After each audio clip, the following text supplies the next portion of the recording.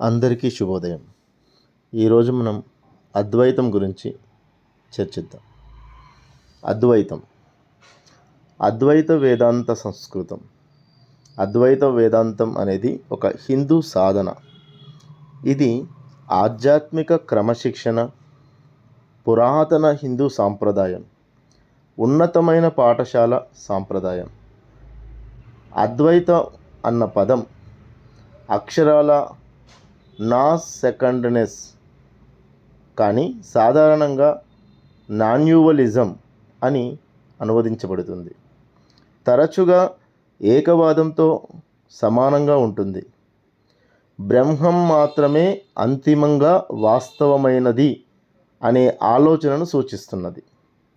అయితే క్షణికమైన అసాధారణ ప్రపంచం బ్రహ్మం యొక్క భ్రాంతికరమైన రూపం అంటే మాయ. ఈ దృక్కోణంలో ఆత్మాస్ అనుభవిస్తున్న స్వీయ ఆత్మ బ్రహ్మానం అత్యుత్తమమైన స్వీయ సంపూర్ణ వాస్తవికత భిన్నమైనవి కావు.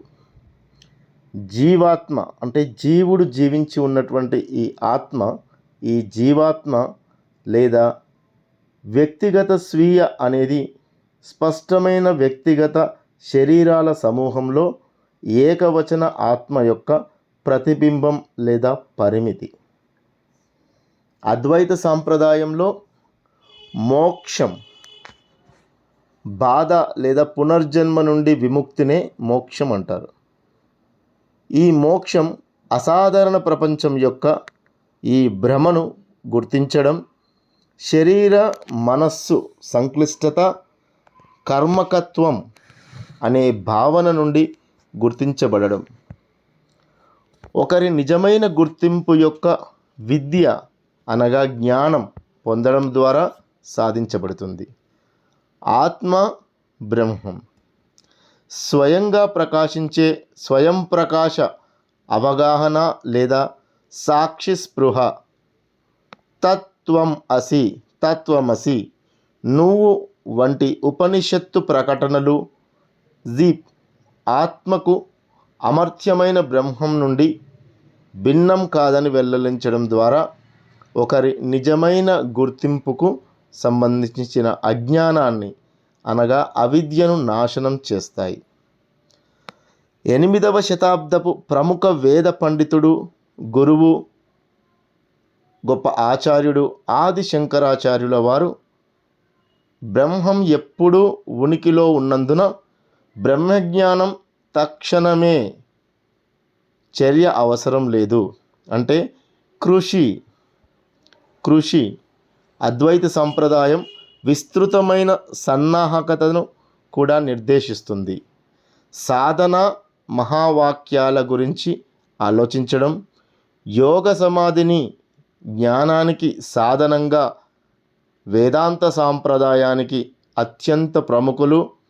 అతని శతాబ్దాల తర్వాత 14వ శతాబ్దంలో విజయనగర సామ్రాజ్యంలో శృంగేరి మఠం దాని జగద్గురువు విద్యారణ్య మాధవ 14వ శతాబ్దం వారు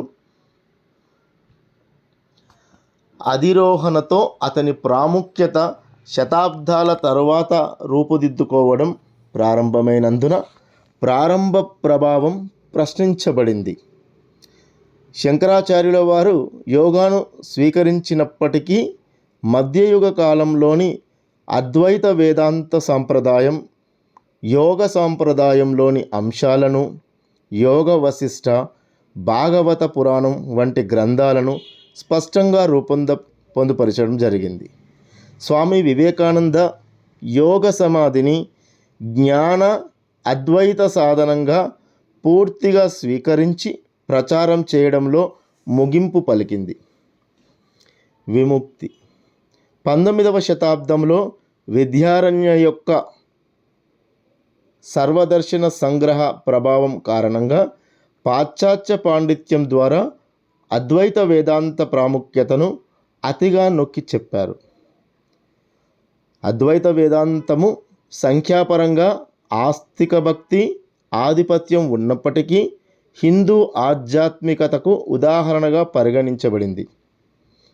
ఆధునిక కాలంలో లేదా నవీన కాలంలో వివిధ నియో వేదాంత ఉద్యమాలలో అద్వైత అభిప్రాయాలు కనిపిస్తాయి. అద్వైత అనే పదం రెండు సంస్కృత పదాల సమ్మేళనం. ఉపసర్గ అ అంటే కానీ, ద్వైత అంటే ద్వంద్వత్వం లేదా ద్వంద్వత్వం. అద్వైత అనేది తరచుగా ద్వంద్వత్వం కానిది అని అనువదించబడుతుంది, కానీ మరింత సముచితమైన అనువాదం రెండవది కాదు. అద్వైతకి అనేక అర్థాలు ఉన్నాయి. విషయం, వస్తువు, గౌడపాద చెప్పినట్లుగా విషయం, వస్తువు మధ్య వ్యత్యాసం ఏర్పడినప్పుడు ప్రజలు వస్తువులను గ్రహిస్తారు. ఇది సంసారం. ఒకరి నిజమైన గుర్తింపును బ్రాహ్మణగా గుర్తించడం ద్వారా ఇకపై ఎలాంటి గ్రహణ శక్తి ఉండదు. మనస్సు విశ్రాంతి పొందుతుంది. ఆత్మ బ్రహ్మం యొక్క నాడ్యువాలిటీ అద్వైత వేదాంతం యొక్క ప్రసిద్ధ డిక్షస్ ఆత్మ బ్రహ్మం నుండి వేరు కాదు, రెండు ఒకటే. ఈ గుర్తింపు యొక్క జ్ఞానం మనకి విముక్తినిస్తుంది. మోనిజం, బ్రాహ్మణం తప్ప మరొక వాస్తవికత లేదు అంటే బ్రహ్మైక్యం తప్ప మరొక వాస్తవికత లేదు. వాస్తవికత భాగాలుగా ఏర్పడలేదు అంటే ఎప్పటికప్పుడు మారుతున్న వస్తువులకు వాటి స్వంత ఉనికి లేదు, కానీ ఉనికిలో ఉన్న బ్రహ్మం యొక్క రూపాలు. వాస్తవానికి స్వయాన్ని అనుభవించడం. జీవ బ్రాహ్మణం జీవుల మధ్య ద్వంద్వత్వం లేదు. వేదాంతం అనే పదం రెండు సంస్కృత పదాల కూర్పు. వేదం అనే పదం మొత్తం వేద గ్రంథాల కార్పస్ను సూచిస్తుంది. అంత అనే పదానికి అంత్యం అని అర్థం. వేదాంతం యొక్క అర్థాన్ని వేదాల ముగింపు లేదా వేదాల యొక్క అంతిమ జ్ఞానంగా సంగ్రహింపవచ్చు. వేదాంత హిందూ తత్వశాస్త్రం యొక్క 6 సనాతన పాఠశాలల్లో ఒకటి అద్వైత వేదాంతం. ఈ అద్వైత వేదాంత ప్రారంభ కాలాలలో శంకరాచార్యుల కాలానికి ముందు ఉపనిషాదిక్ తత్వశాస్త్రానికి ప్రాధాన్య పరిభాష పురుషవాదం అయితే, అద్వైత వేదాంత పాఠశాల చారిత్రాత్మకంగా అద్వైతవాద అంటే అద్వైత ప్రసంగి, అభేద వంటి వివిధ పేర్లతో సూచించబడింది. దర్శనం, భేదం లేని దృక్పథం, ద్వైతవాద ప్రతిషేధ, ద్వంద్వ భేదాల తిరస్కరణ, కేవల ద్వైత, వివిక్త ద్వైతత్వం. వైష్ణవ వ్యతిరేకులు దీనిని మాయావాద సిద్ధాంతం అని కూడా పిలుస్తారు. ఇది మధ్యమక బౌద్ధ మతంతో సమానంగా ఉంటుంది. దృగ్విషయం అంతిమంగా స్వాభావిక సారాంశం లేదా వాస్తవికతను కలిగి ఉండదని వారి పట్టుదల కారణంగా బౌద్ధ ఆసియా అధ్యయనాల ప్రొఫెసర్ రిచర్డ్ కింగ్ ప్రకారం మాండ్యూక ఉపనిషత్తు గద్యంలో అద్వైత పదం మొదట గుర్తించదగిన వేదాంతములో కనిపిస్తుంది. దీనికి విరుద్ధంగా సంస్కృతం వేద అధ్యయనాలలో నైపుణ్యం కలిగిన ఫిలాసఫీ ప్రొఫెసర్ ఫ్రిట్జ్ స్టాల్ ప్రకారం అద్వైత పదం వేదయుగానికి చెందినది. వేద ఋషి యాజ్ఞవల్క్య 8వ శతాబ్దం లేదా 7వ శతాబ్దం BCE దీనిని రూపొందించిన వ్యక్తిగా ఘనత పొందారు. తత్వశాస్త్రం ఆసియా అధ్యయనాల ప్రొఫెసర్ అయిన స్టీఫెన్ ఫిలిప్స్ బృహదారణ్యక ఉపనిషత్తులోని శ్లోక సారాంశాన్ని కలిగి ఉన్న అద్వైతాన్ని ఒక మహాసముద్రం, ద్వంద్వత్వం లేని ఒకే దార్శనికుడు, అతని ప్రపంచం బ్రహ్మంగా మారతాడు అని అనువదించాడు. అద్వైత సాంప్రదాయం ఖచ్చితమైన అర్థంలో అద్వైత వేదాంత అనే పదం శంకరాచార్యుల వారిచే స్థాపించబడిన పాఠ్య వివరణ యొక్క పాండిత్య సాంప్రదాయాన్ని సూచించవచ్చు. విస్తృతార్థంలో అద్వైత అనేది యోగ ఆలోచన, అభ్యాసంతో అద్వైత అంశాలను కలిగి ఉన్న అద్వైత ఆలోచన యొక్క విస్తృత ప్రవాహాన్ని సూచిస్తుంది. కాశ్మీర్ శైవిజం, నాద్ సంప్రదాయం వంటి ఇతర భారతీయ మతతత్వాలు మొదటి అర్థాన్ని క్లాసికల్ అద్వైత అని కూడా పిలుస్తారు. సిద్ధాంత అద్వైత దాని ప్రదర్శన మధ్యయుగ కాలం కారణంగా డాక్సోగ్రఫీలు, వలస రాజ్యాల ప్రభావాలకు భారతీయ ప్రతిస్పందన, నియో వేదాంత అని పాల్ హ్యాకర్ డబ్ చేశారు. అతను దీనిని సాంప్రదాయ అద్వైత వేదాంతం నుండి ఒక విచలనంగా భావించాడు. ఇంకా శంకర అనంతర అద్వైత వేదాంతం యోగా వశిష్ట వంటి యోగ అంశాలు ఇతర భారతీయ సాంప్రదాయాలను ప్రభావితం చేశాయి. నియో వేదాంత భారతీయ ఆలోచన యొక్క ఈ విస్తృత శ్రేణిపై ఆధారపడింది. ఈ విస్తృత ఆలోచన అభ్యాసం గొప్ప అద్వైత వేదాంత, దేశీయ అద్వైత, అనుభవాత్మక అద్వైతం. ఈ విస్తృత అద్వైత సంప్రదాయం సాధారణంగా అద్వైత వేదాంతగా ప్రదర్శించబడుతుంది. అయితే అద్వైత పదం మరింత సముచితంగా ఉండవచ్చు. మోనిజం అద్వైత వేదాంతం యొక్క నాడ్యూయలిజం తరచుగా ఆదర్శవాద మోనిజంగా పరిగణించబడుతుంది. రాజు ప్రకారం అద్వైత వేదాంతము ఉపనిషత్తులలో ఇప్పటికే ఉన్న మోనిస్టిక్ ఆలోచనలను దాని అంతిమ విపరీతానికి అభివృద్ధి చేసింది. దీనికి విరుద్ధంగా అద్వైత వేదాంతాన్ని మోనిస్టిక్ అని పిలవడం తప్పుతోవ పట్టించేది అని మిల్కే పేర్కొన్నాడు. ఎందుకంటే ఇది భేదం యొక్క నిరాకరణను ఒక్కటిగా కలవడంతో గందరగోళం చేస్తుంది. అద్వైత అనేది ప్రతికూల పదం అద్వైత అని మిల్కే పేర్కొన్నాడు. ఇది విషయం, వస్తువు మధ్య లేదా గ్రహించిన మధ్య భేదం యొక్క నిరాకరణను సూచిస్తుంది. జూయిష్ ప్రకారం అద్వైత వేదాంత ఏకత్వాన్ని బోధిస్తుంది. అయితే ప్రత్యామ్నాయ ఏకత్వ సిద్ధాంతాల మల్టిలిసిటీ ఆవరణ లేకుండా జాక్వెలిస్ సుత్రెస్ హిర్బ్స్ ప్రకారం ఆదిశంకరుడు తన బ్రహ్మసూత్ర భాష్యం 2.1.20లో ఏకత్వం ఆవరణను సానుకూలంగా నొక్కి చెప్పాడు. దానిని అన్ని ఉపనిషత్తులకు ఆపాదించాడు. నికల్సస్ అద్వైత వేదాంతములో దాని పురాతన మూలాలు, శంకర రచనలు రెండింటిలోనూ వాస్తవిక ఆలోచనలు ఉన్నాయి.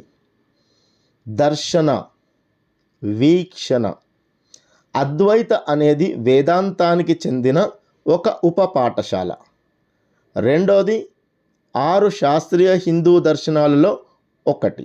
ఇది మోక్షం, విముక్తి లేదా ట్రాన్స్పిగ్రేటరీ అస్తిత్వం నుంచి విముక్తిని సాధించే లక్ష్యంతో కూడిన పాఠ్య వివరణలు, మతపరమైన అభ్యాసాల యొక్క సమగ్ర విభాగం, సాంప్రదాయ అద్వైత వేదాంత అధ్యయనం, శృతి యొక్క సరైన అవగాహన అని నమ్ముతున్న వాటిపై కేంద్రీకృతమై ఉంది.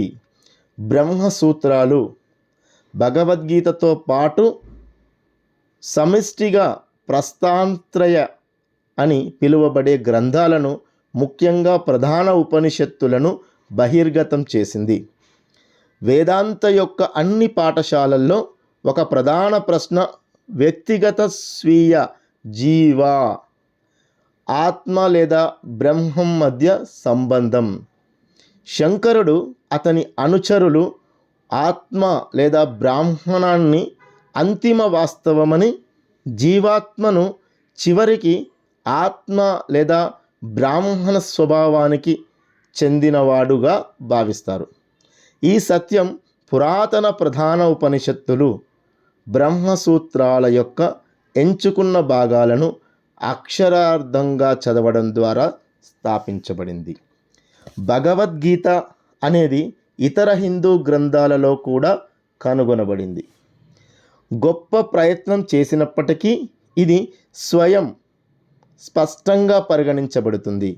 ఇతర ఆలోచనా వ్యవస్థలను విస్మరించడం ద్వారా ఈ పఠనం యొక్క ఖచ్చితత్వాన్ని, కారణం అనుభవంతో దాని అనుకూలతను చూపించడానికి విద్య, జీవస్ ఆత్మాస్, బ్రహ్మం యొక్క గుర్తింపు యొక్క సరైన జ్ఞానము లేదా అవగాహన, శూన్య అవిద్యను అంటే తప్పుడు జ్ఞానం నాశనం చేస్తుంది లేదా చేసింది, విముక్తికి దారితీస్తుంది.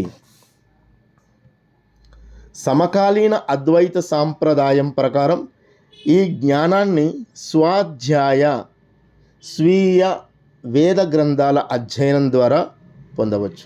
ఇందులో సమన్యాసం యొక్క 4 దశలు ఉన్నాయి.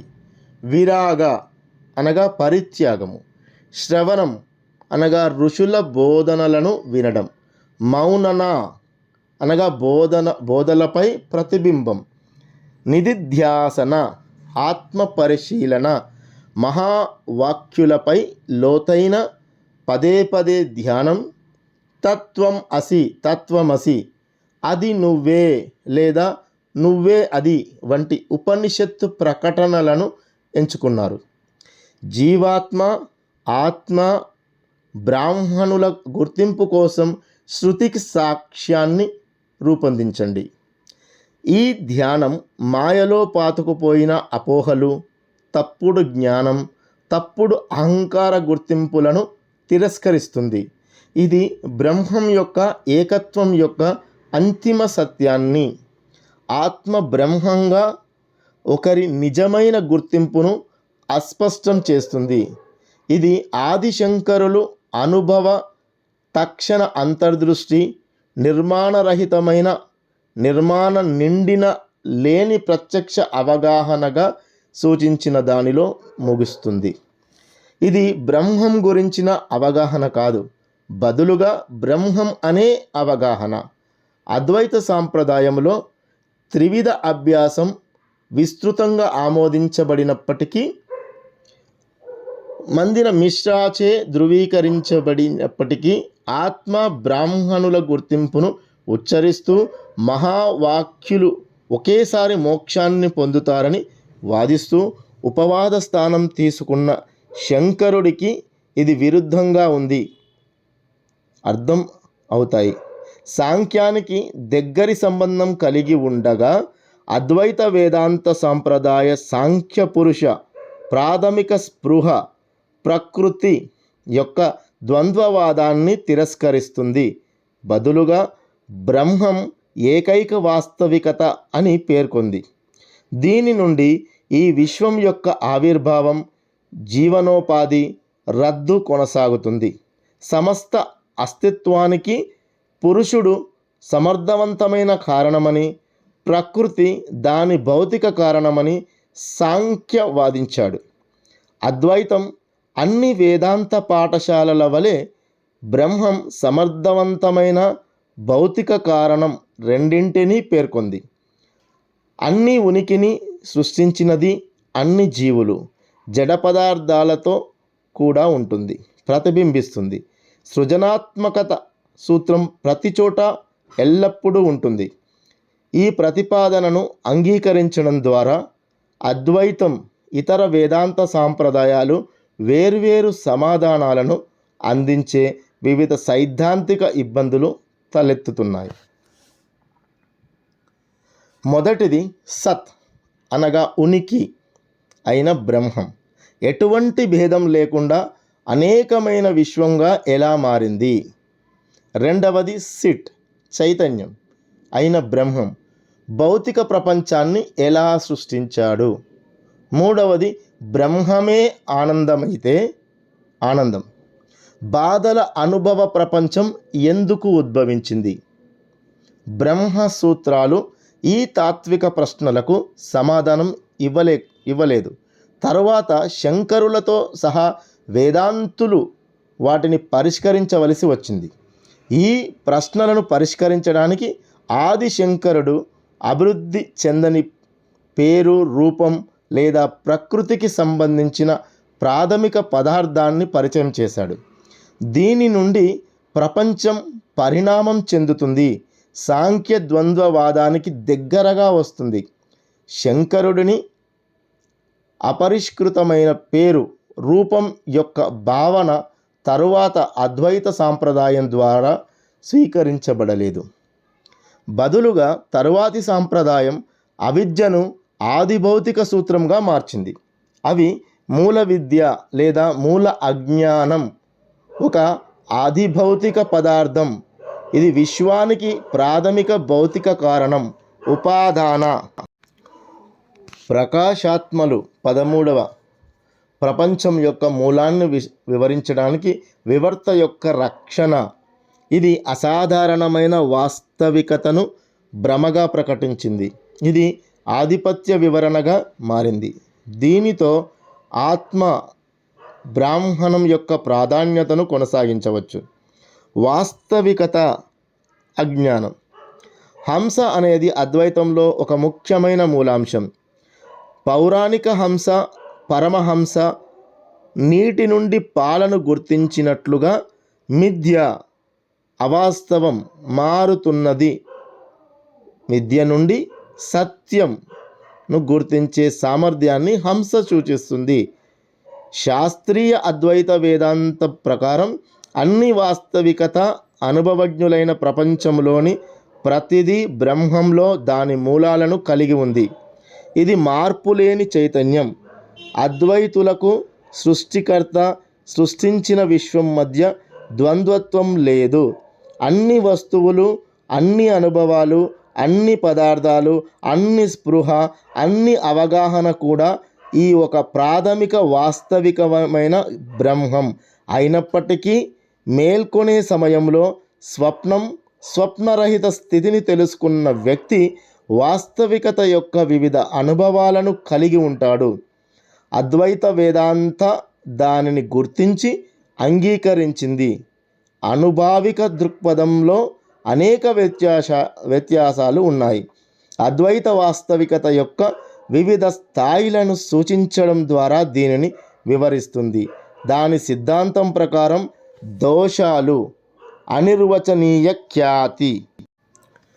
వాస్తవం లేదా సత్యం యొక్క 3 స్థాయిలు. సిద్ధాంతం వేదాంత 2 సత్యాల సిద్ధాంతం. శంకరుడు 3 స్థాయిల వాస్తవికతను ప్రతిపాదిస్తాడు. సబ్లేషన్ను ఆస్ట్రోలాజికల్ ప్రమాణంగా ఉపయోగిస్తాడు. పరమార్థ సంపూర్ణం. మెటాఫిజికల్గా నిజం. యాంటోలాజికల్గా ఖచ్చితమైన వాస్తవికత. ఇది పూర్తిగా వాస్తవమైనది. ఇతర 2 వాస్తవిక స్థాయిలను పరిష్కరించగలది అని అనుభవించే స్థితి. ఈ వాస్తవికత అత్యధికమైనది. దానిని మరేదైనా సబ్లేట్ సమీకరించడం అనేది చేయలేము. వ్యవహార లేదా సంవృత్తిసాయ అనుభావిక లేదా వ్యావహారిక వాస్తవికతను కలిగి ఉంటుంది. ఇది కాలానుగుణంగా మారుతూ ఉంటుంది. కాబట్టి ఇచ్చిన సమయం, సందర్భంలో అనుభవపూర్వకంగా నిజం కానీ మెటాఫిజికల్గా నిజం కాదు. ఇది మన అనుభవ ప్రపంచం. మనం ప్రతిరోజు మేల్కొని ఉన్నప్పుడు నిర్వహించే అసాధారణ ప్రపంచం. ఇది జీవులు లేదా వ్యక్తిగత స్వీయాలు, ఈశ్వరుడు రెండూ నిజమైన స్థాయి. ఇక్కడ భౌతిక ప్రపంచం కూడా నిజం, కానీ ఇది అసంపూర్ణమైన వాస్తవికత. ఉపయోగకరం. ప్రతిభాసిక స్పష్టమైన వాస్తవికత, అవాస్తవం. ఒక్క ఊహ ఆధారంగా వాస్తవికత. ఇది అనుభవం యొక్క స్థాయి. దీనిలో మనస్సు దాని స్వంత వాస్తవికతను నిర్మిస్తుంది. ప్రతిభాసిక యొక్క ప్రసిద్ధ ఉదాహరణలు నిద్రలో కలలో కల్పించబడిన సింహం గర్జించడం, చీకటిలో తాడును పాముగా భావించడం వంటి ఊహాత్మక వాస్తవికత, సంపూర్ణ సాపేక్ష వాస్తవికత వాటి సంబంధిత సందర్భాలలో చెల్లుబాటు అయ్యేవి, నిజమైనవి, కానీ వాటి సంబంధిత ప్రత్యేక దృక్కోణాల నుండి మాత్రమే. జాస్ గ్రిమ్స్ ఈ అద్వైత సిద్ధాంతాన్ని సంపూర్ణ సాపేక్ష సత్యాన్ని కాంతి, చీకటి ఉదాహరణతో వివరిస్తాడు. సూర్యుని దృక్కోణంలో ఇది ఉదయించదు లేదా అస్తమించదు. చీకటి లేదు, అంతా వెలుతురు. భూమిపై ఉన్న వ్యక్తి యొక్క కోణం నుండి సూర్యుడు ఉదయిస్తాడు, అస్తమిస్తాడు. కాంతి, చీకటి రెండూ ఉన్నాయి. అన్నీ కాంతి కాదు. కాంతి, చీకటి యొక్క సాపేక్ష ఛాయలు ఉన్నాయి. రెండూ చెల్లుబాటు అయ్యే వాస్తవాలు, సత్యాలు వాటి దృక్కోణాల ప్రకారం అయినప్పటికీ అవి పరస్పర విరుద్ధమైనవి. ఒక దృక్కోణంలో ఏది నిజం, మరొక కోణం నుండి కాదు అని గ్రిమ్స్ పేర్కొన్నాడు. అద్వైత వేదాంతానికి రెండు సత్యాలు, రెండు వాస్తవాలు ఉన్నాయి అని దీని అర్థం కాదు. కానీ ఒకే ఒక వాస్తవికత, ఒక సత్యం రెండు విభిన్న దృక్కోణాల నుండి వివరించబడింది లేదా అనుభవించబడుతుంది. వారు ఈ సిద్ధాంతాలను అభివృద్ధి చేసినప్పుడు అద్వైత వేదాంత పండితులు హిందూ తత్వశాస్త్రంలోని న్యాయ, సాంఖ్య, యోగ పాఠశాలల నుండి కొన్ని ఆలోచనలచే ప్రభావితమయ్యారు. ఈ సిద్ధాంతాలు అద్వైతుల మధ్య సార్వత్రిక ఏకాభిప్రాయాన్ని పొందలేదు. అద్వైత సాంప్రదాయంలో వివిధ పోటీ సంబంధమైన వివరణలు పుష్పించబడ్డాయి. చరిత్ర. ఉపనిషత్తులలో జీవుడు, బ్రహ్మం, జగత్తును గురించి గురు శిష్యుల నడుమ చర్చలుగా వ్రాసి ఉన్నాయి. ఈ ఉపనిషత్తులలో అనేక చోట్ల సాక్షాత్తు అద్వైతం అన్న పదం వాడకపోయినా జీవుడు, బ్రహ్మ ఒకటే అన్న విషయాన్ని ప్రస్తావించబడింది. సుమారు క్రీస్తు శకం 600లో రచించిన బృహదారణ్యకోపనిషత్తులో అద్వైత సూత్రాలు చాలా కనబడతాయి. క్రీస్తు శకం 6వ శతాబ్దంలో జీవించిన గౌడపాదులు ఈ ఉపనిషత్తుల సారం అద్వైతం అని వారు రచించిన మాండుక్యోపనిషత్తులో చెప్పారు. అద్వైతం అంటే రెండవది లేని అని అర్థం. బ్రహ్మం, జీవుడు, జగత్తు అని మూడు విషయాలు లేవు. ఉన్నదంతా ఒక్కటే. బ్రహ్మం, జీవుడు, జగత్తు అంతా ఒక్కటే. ఉన్నదంతా ఒక్కటే.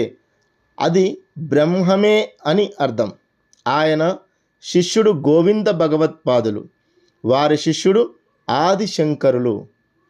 ముందు గురువులు అద్వైతం గురించి చెప్పినా శంకరాచార్యులు అద్వైతాన్ని క్రమబద్ధీకరించి తర్కంతో రుజువు చేశారు.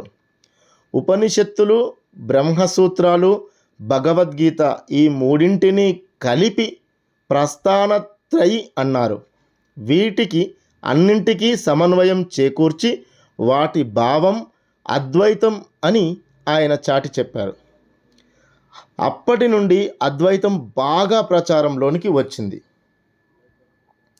కేరళ నుండి ఉత్తర భారతదేశం వరకు ప్రయాణించి చాలామంది వేదాంతులతో వాదించి అద్వైతాన్ని నిలబెట్టిన వారు ఆదిశంకరుల వారు. దేశం నలుమూలల మఠాలను స్థాపించి ఆయన శిష్యులైన పద్మపాదులు తూర్పున పూరిలోను, హస్తామలకులు పడమరన ద్వారకలోను, తోటకాచార్యులు ఉత్తరాన జ్యోతిర్మఠంలోను, సురేశ్వరాచార్యులు దక్షిణంలో శృంగేరి మఠంలోను దేశం నలువైపులా మఠాలను ఏర్పరిచారు. ఆ తర్వాత ఆ మఠాలలో ప్రతి గురువు ఒక శిష్యుడికి ఉపదేశం చేసి పరంపర కొనసాగించారు. అద్వైత బోధనలు. ఇది స్మార్త మతము. ఇందు బ్రహ్మమని, అవిద్యయని రెండు పదార్థములు ఉన్నాయి. బ్రహ్మ, అవిద్య లేదా అజ్ఞానము. అందు బ్రహ్మము సత్యము, జ్ఞానానందాత్మకము, నిర్వికారము, ఆకారం లేనట్టిది, నిరవయవము, అవయవము లేనట్టిది, నిత్యము ఎప్పుడూ ఉండునది, నిర్దోషము దోషరహితమైనది, దోషము లేనట్టిది, విభువు సత్యము అనగా కాలత్రయముచే బాధింపదగనిది, నిర్వికారము అనగా రూప అంతరములు లేనటువంటిది, నిరవయవము అనగా అవయవములు లేనట్టిది, నిత్యము అనగా కాలత్రయముల యందు ఉండునది, విభువు అనగా వ్యాపనము కలిగి ఉండునది. తర్వాతది అవిద్య.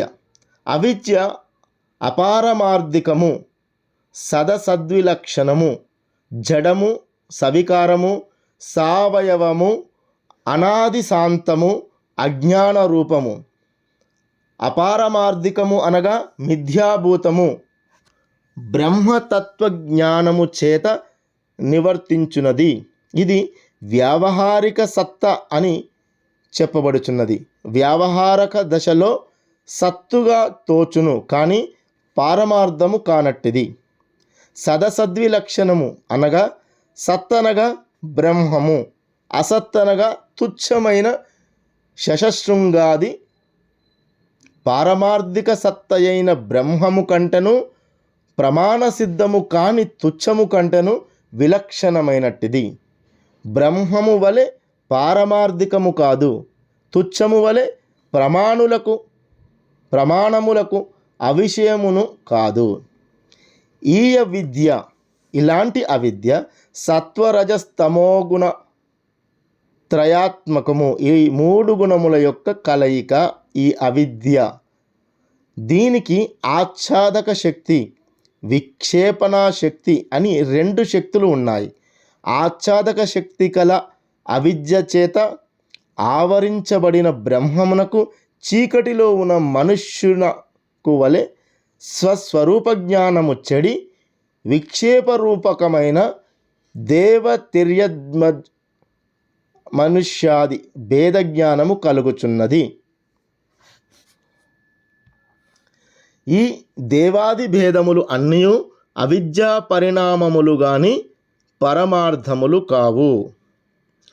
ఈ చైతన్య రూపకమైన బ్రహ్మము శుద్ధ చైతన్యము, మాయావచ్ఛిన్నమైన చైతన్యము, అంతఃకరణ వచ్ఛిన్న చైతన్యము, వృత్యవచ్ఛిన్న చైతన్యము, విషయావచ్ఛిన్న చైతన్యము అని 5 భేదములు కలది.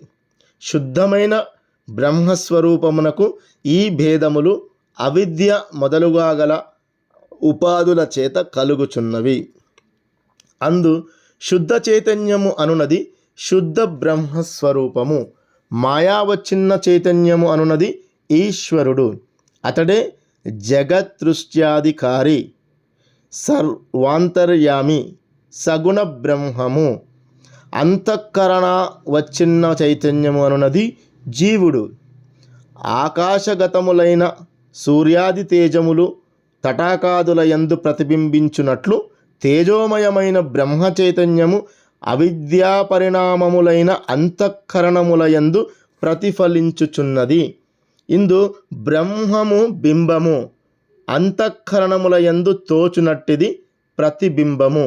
అవి ఏ జీవులు అనగా జీవుల యందు పరమాత్మ నీటిలోని సూర్యబింబము వలె ప్రతిబింబిస్తుంది. సూర్యాది బింబములకును జలముల యందు తోచునట్టి ప్రతిబింబములకును భేదము లేనట్లుగానే బ్రహ్మజీవులకు భేదము లేదు. బ్రహ్మజీవులు వేరు కాదు. ఆ పరబ్రహ్మనే అతని యొక్క బింబమును జలములో సూర్యుడు ప్రతిబింబించు మాదిరి బ్రహ్మ యొక్క శక్తి, బ్రహ్మ యొక్క బింబము జీవులలో ఆత్మరూపేణ ప్రతిబింబిస్తుంది. ప్రతిబింబభూత జీవకులకును అంతఃకరణ రూపోపాధి భేదము కాక స్వరూప భేదము కూడా లేదు. వృత్య వచ్ఛిన్న చైతన్యము అనున్నది అంతఃకరణ పరిణామ రూప ప్రవృత్తుల యందు ప్రతిఫలించు చైతన్యము. ఇది ఏ జ్ఞానము అని చెప్పబడుచున్నది. ఇది ప్రత్యక్షాది భేదములచే అనేక విధములు కలదిగా ఉంది. విషయావచ్ఛిన్న చైతన్యము ఘటపటాదులు.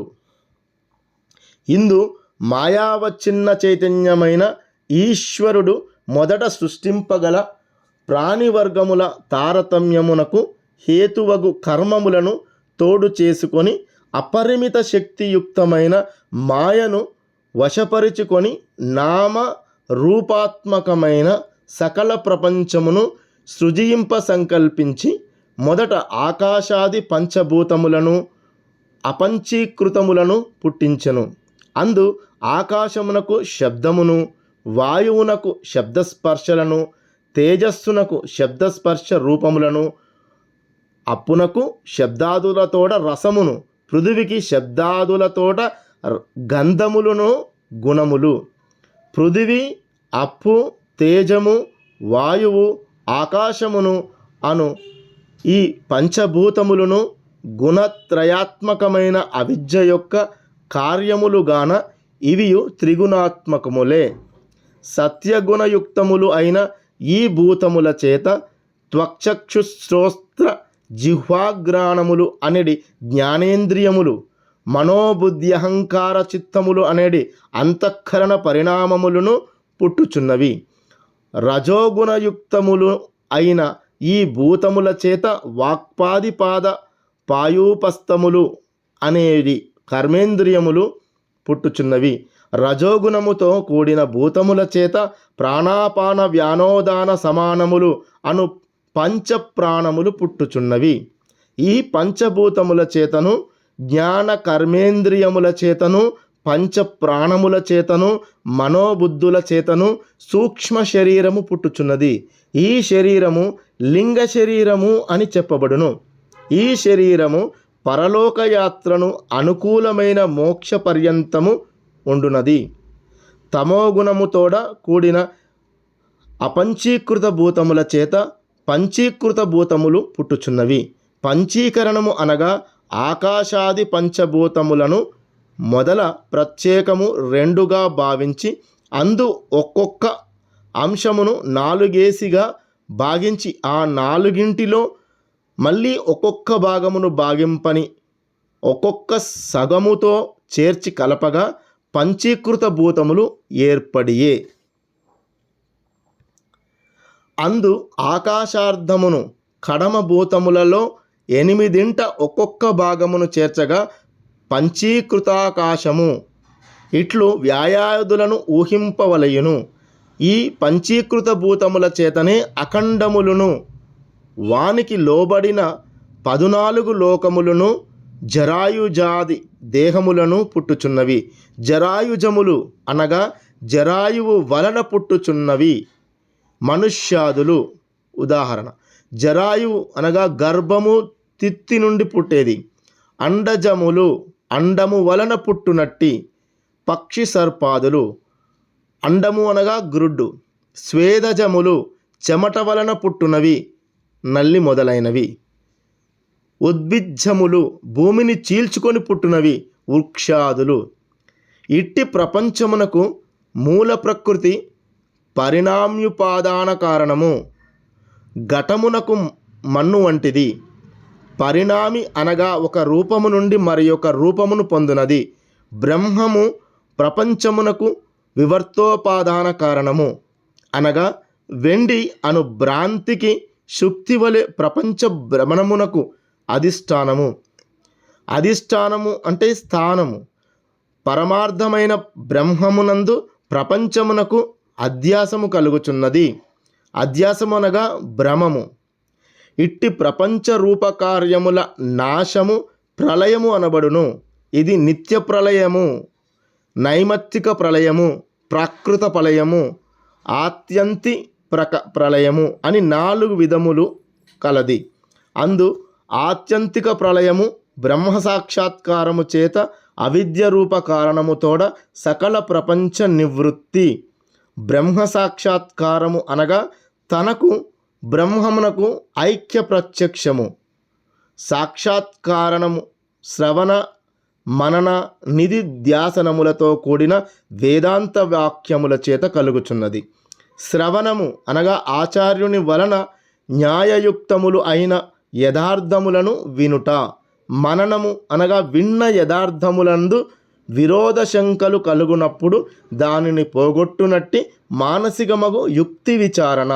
నిధిధ్యాసనము అనాది వాసన చేత విషయాల యందు ప్రవర్తించి ఉండునట్టి మనస్సును విషయాల నుండి ఈడ్చి ఆత్మయందు కదలనీయక నిలుపుట. ఇది సాక్షాత్కార రూపమైన బ్రహ్మైక్య జ్ఞానమునకు చేరిన కారణము. ఈ జ్ఞానము పాపక్షయము చేత కలుగుచున్నది. కర్మానుష్ఠానము చేత పాపము క్షయము కలుగును. ఈ శ్రవణాదుల యందు మోక్షోచ్ఛ గలవారికే అధికారము. అమోక్షేచ్ఛయందు నిత్యానిత్య వస్తు వివేకము, విషయఫల వైరాగ్యము, శమదమోపారతి, తితిక్ష, సమాధానము, శ్రద్ధ అనునవి ప్రయోజకరములు. శ్రమము అనగా అంతరింద్రియ నిగ్రహము, దమము అనగా బహిరింద్రియ నిగ్రహము, ఉపరతి అనగా చాంచల్యము లేనిది, చంచలత లేనిది, తితిక్ష అనగా ఓర్పు, సమాధానము అనగా ఒకచోటనే మనస్సును నిలుపుట, ఏకాగ్రత, శ్రద్ధ గురువుల యందును శాస్త్రముల యందును విశ్వాసము, నిర్విశేషమైన బ్రహ్మమును సాక్షాత్కరింప సామర్థ్యము లేనివారు సవిశేష బ్రహ్మోపాసనము చేయవలెను. వీరికి సగుణ బ్రహ్మోపాసనము చేత మనసు స్వాధీనపడగానే నిర్విశేష బ్రహ్మముగా తానే తోచును. సగుణ బ్రహ్మోపాసనము చేయువారు అర్చిరాది మార్గముగా బ్రహ్మలోకమును పొంది అందు శ్రవణాదుల చేత సాక్షాత్కారము కలిగి బ్రహ్మతోడ మోక్షమును పొందుచున్నారు. కర్మనిష్ఠులు ధూమాది మార్గముగా పితృలోకమును పొంది అందు సుఖానుభవములు చేసి మరలా పుణ్యపాపానురూపముగా మనుష్యాది యోనుల యందు పుట్టించుచున్నారు. నిషిద్ధ కర్మములను ఆచరించువారు గౌరవాది నరకములను పొంది అందు పాపానురూపకముగా దుఃఖములను అనుభవించి మరలా కుక్క, నక్క మొదలుగా గల తిర్యజ్ఞోనుల యందు స్థావరాది యోనుల యందును పుట్టి నశించుచున్నారు. నిర్గుణ బ్రహ్మోపాసనము చేయువారు ప్రారబ్ధ కర్మములను మాత్రము అనుభవించి కడమ పుణ్యకర్మములను మిత్రుల యందునో పాపకర్మలను శత్రువుల యందును విడిచి కైవల్యమును పొంది నిరతిశయానందమును అనుభవించుచున్నారు. సూత్రములు. అద్వైతాన్ని క్లుప్తంగా చెప్పే శంకరాచార్యుల వారి వచనములు. బ్రహ్మ సత్యం, జగత్తు మిథ్య, జీవో బ్రహ్మైవ నాపరః. బ్రహ్మమొక్కటే సత్యము, జగత్తు అనగా కనిపించే ఈ ప్రపంచమంతా మిథ్య అనగా అబద్ధము. ఈ జీవుడే బ్రహ్మము. జీవుడు బ్రహ్మము వేరు వేరు కాదు. ఇదే శంకరుని మాయావాదంగా ప్రసిద్ధమైనది. అయితే కంటికి కనిపిస్తున్న జగత్తు మిథ్య కావడమే ఏమిటి? ఏనుగు తరుముకొస్తుంటే పారిపోవక తప్పదు కదా. ఇందుకు మాయావాదం వివరణ: జగత్తులో జీవిస్తున్నంత కాలం దాని ఉనికి అనే భావనకు తగినట్లుగానే, అనగా అది యథార్థమన్నట్లుగానే ప్రవర్తించాలి. ఎప్పుడైతే ఇదంతా మిథ్య అన్న జ్ఞానం గోచరమవుతుందో అప్పుడు అందుకు అనుగుణమైన ప్రవర్తన దానంతట అదే వస్తుంది. భారతీయ తత్వవేత్తలందరిలాగానే ఆదిశంకరుడు కూడా జగత్తును దుఃఖమయమైన సంసార బంధనముగా దర్శించాడు. ఈ జీవితములో సుఖం అనిపించేది ఒక భ్రమగా భావించాడు. మరి ఈ ఎడతెరపి లేని దుఃఖానికి కారణం ఏమిటి? ఆత్మానాత్మ వివేకము అనే ప్రకరణ గ్రంథములో శంకరుడు ఇలా వివరించాడు. ఆత్మ ఈ శరీరాన్ని ఎందుకు దర్శించవలసి వస్తున్నది? ఈ ఆత్మ ఈ శరీరాన్ని ఎందుకు ధరించవలసి వస్తున్నది? పూర్వజన్మలలోని కర్మవాసన వలన. కర్మ ఎందుకు జరుగుతుంది? కోరిక వలన, రాగము వలన. రాగము అనగా కోరిక. రాగాదులు ఎందుకు కలుగుతాయి? అభిమానం, నాది, నాకే కావాలి అనే భావం వలన రాగాదులు కలుగుతాయి. అభిమానం ఎందుకు కలుగుతుంది? నాది అనే అభిమానం ఎందుకు కలుగుతుంది? అవివేకం వల్ల, తెలివి తక్కువతనం వల్ల. అవివేకం ఎందుకు కలుగుతుంది? అజ్ఞానం వల్ల. అజ్ఞానం ఎందుకు కలుగుతుంది? అజ్ఞానానికి కారణం లేదు, ఇది అనాదిగా ఉంది. వెలుగు లేని చోట చీకటి ఉన్నట్లుగా అందుకు కారణం ఉండదు. దాని పుట్టుక ఎవరూ ఎరుగరు. అది మాయా, త్రిగుణాత్మకం, జ్ఞానానికి విరోధి. అదే అజ్ఞానం. అనగా అజ్ఞానం వలన అవివేకము, అవివేకం వలన అభిమానము, అభిమానం వలన రాగాదులు, రాగాదుల వలన కర్మలు, కర్మల వలన పునర్జన్మ, శరీరధారణ. అందువలన దుఃఖము, బాధ అనేది కలుగుతూ ఉన్నాయి.